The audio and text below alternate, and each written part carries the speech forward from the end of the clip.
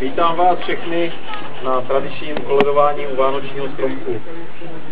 Rok se s rokem sešel a ta doba uběhla strašně rychle. Ještě po prázdninách, když nám začaly chodit letáky s vánoční výzdobou, že už nás čekají brzo Vánoce, jsme si říkali, že je času dost.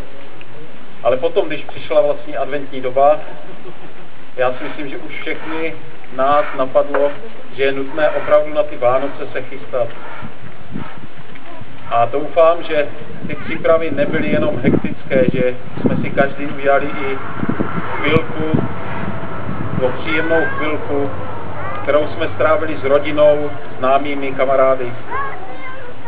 A já doufám, že i dnes tady už těsně, nebo v poslední neděli adventní, těsně před Štědrým dnem, si to tady zpříjemníme, vypijeme trošku svařáčku, trošku se zahřejeme tím svařáčkem, protože to počasí nám zrovna moc nepřeje, i když samozřejmě zimu jsme si přáli, ale ne takovou deštivou.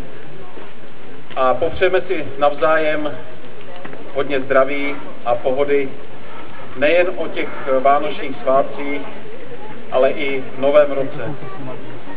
Samozřejmě i já vám chci všem popřát, aby děti měly bohatého Ježíška, aby se jim naplnili všechny přání, které si napsali, či jenom v duchu přáli.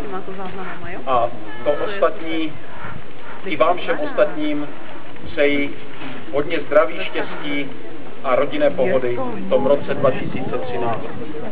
Dnešní večer nám vlastně zpříjemní tady Čeňa se svou kapelou a škola doplněná o i děti, které zaspívají. Takže já si myslím, že to bude příjemně strávená hodina.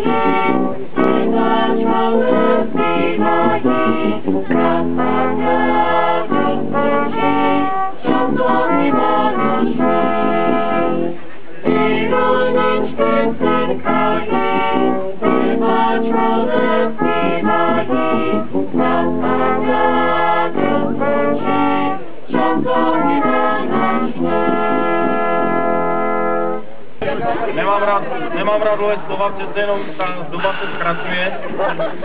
Všechno je takové nějaké rychlejší. Měli jsme možnost se o tom teď přesvědčit minulý týden, třeba volební období, nebo co se týče volební nebo času, kdy stráví ministr ve svém rezortu, tak to už je třeba jenom týden. Tak nebudeme to vůbec zkracovat, protože všechno ten čas jde dopředu.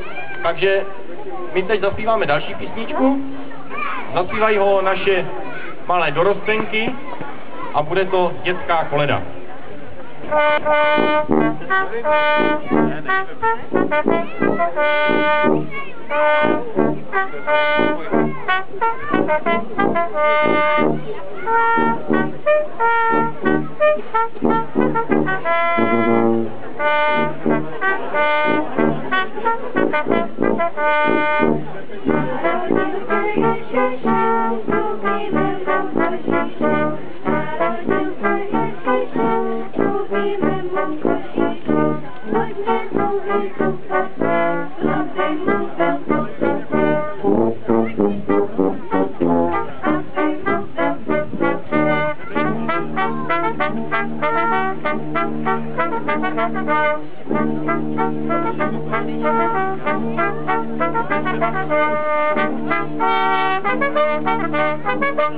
Thank you.